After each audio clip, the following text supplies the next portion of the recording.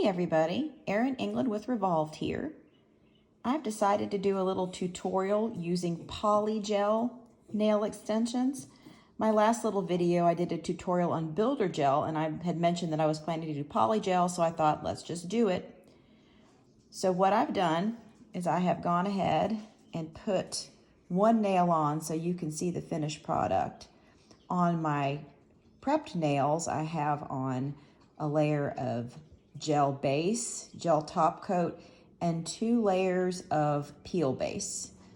The last time I wore Polygel nails, something happened. I got really stressed out and I pulled them off, which you should never do, which caused some damage to my natural nails. So I'm going to be doing extensions for a while until the damaged part of my nails grow out.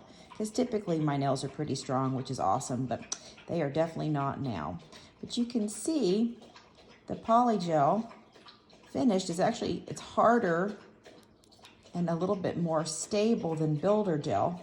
And I wanted to show you the difference in consistencies. So the Builder Gel that I used last time was the M-Share. And again, I'm not super brand loyal to this. It's just what I happen to have.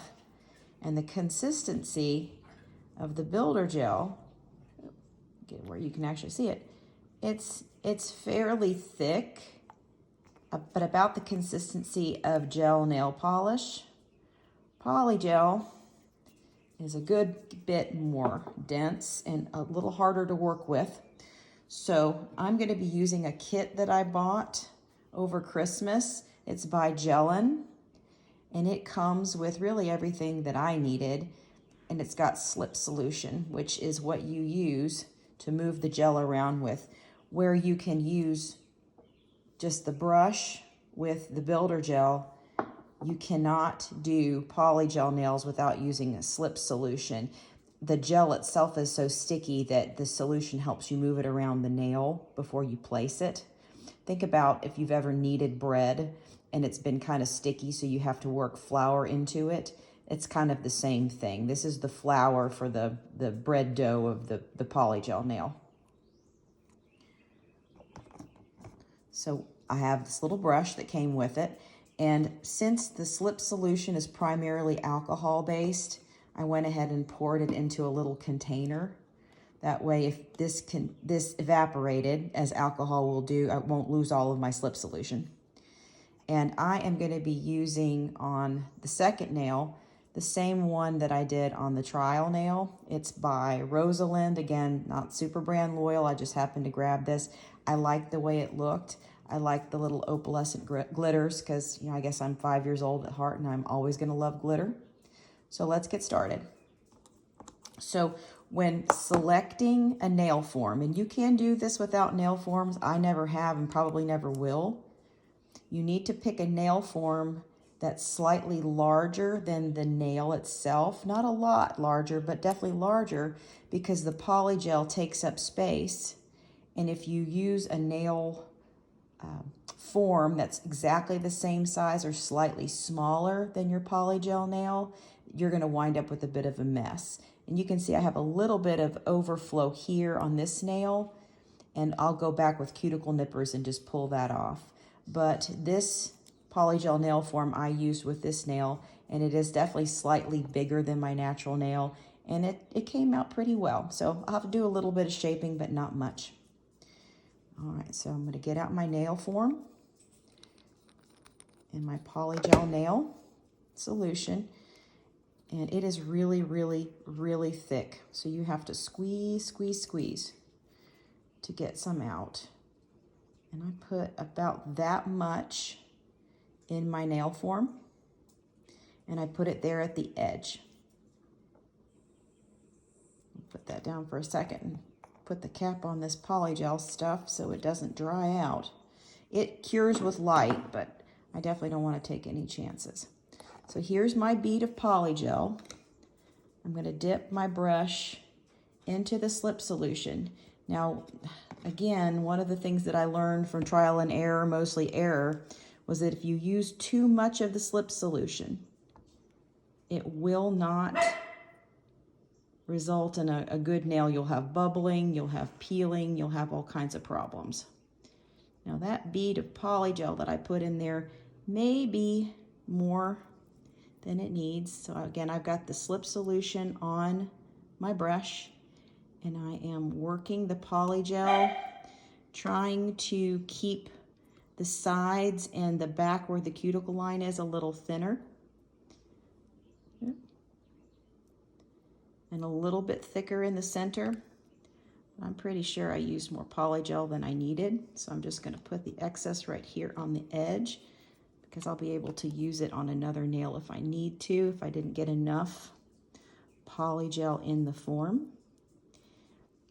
Now, I will say that when you're first starting out with polygel, I think it's easier to use an opaque color. You know, this clear is beautiful, but it's a little difficult to tell if you've gotten all the way to the edges of the form.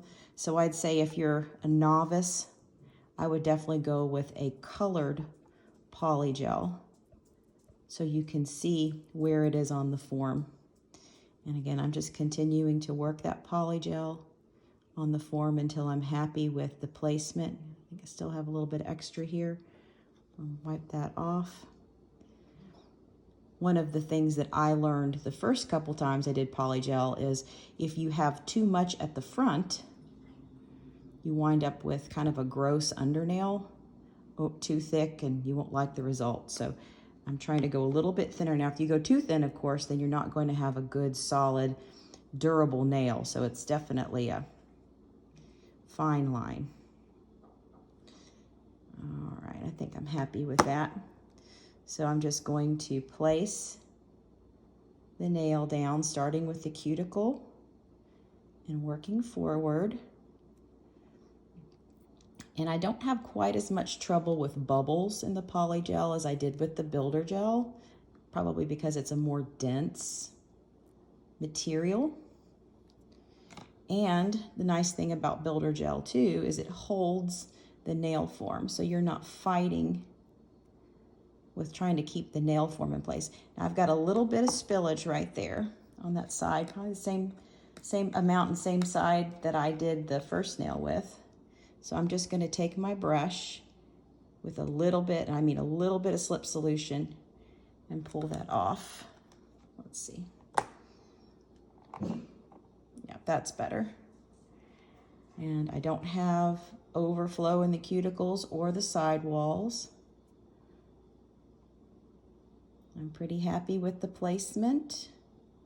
I don't see any bubbles. So I'm going to stick that in my nail lamp for 60 seconds.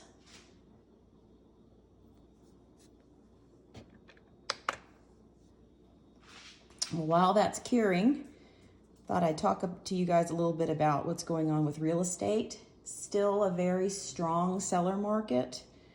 We are seeing more inventory pop up. It is spring when I'm filming this. It's towards the end of March in 2022.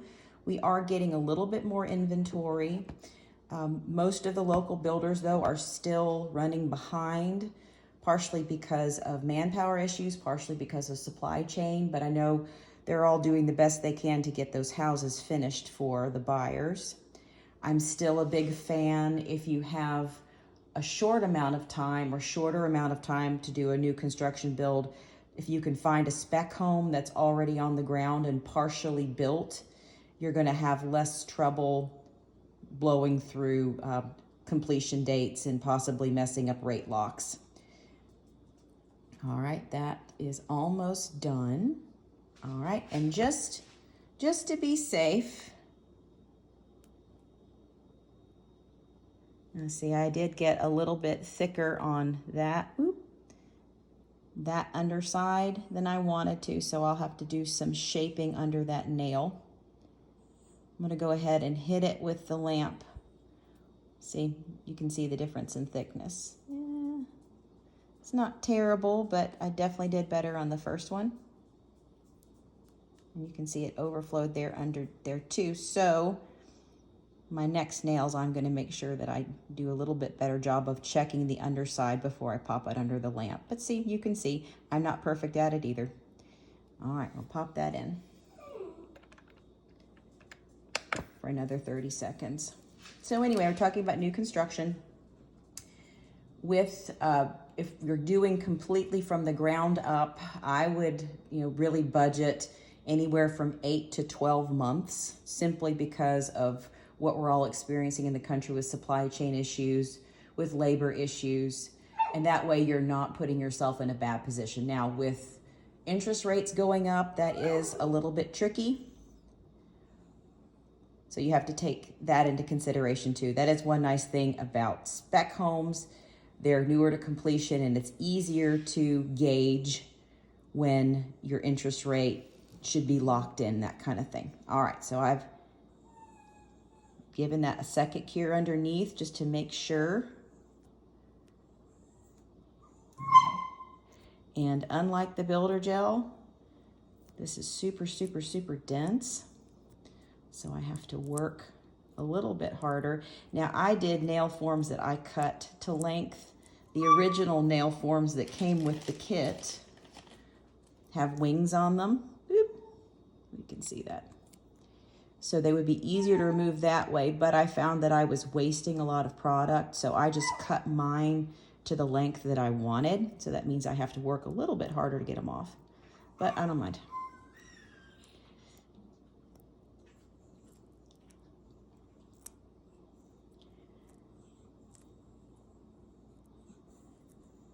While I'm working this off, another nice thing about new construction is you're not as likely to get into a multiple offer situation on a new construction house, whether it's a spec or you're building it ground up. And a lot of us have had to really deal with the fallout of having, offers not accepted, multiple offer situations, escalation clauses, and the like. And it definitely raises the stress level. So even though the stress level with building can come if they don't finish on time, you're still going to have a house in the end. All right, so there's that finished nail. So not too much overflow on the cuticles or the sidewalls. I'm pretty happy with that. The thickness, the underside, I'm not super thrilled with, but I can file that down a little bit and it shouldn't be an issue. And I'm going to go ahead and do the rest of my nails. And I'll do a picture of the finished manicure on my Facebook business page. If there's anything I can do to help you, of course, my information is posted here in a very inconspicuous manner. If there's anything I can do to help, just let me know, and have a great, wonderful rest of your day.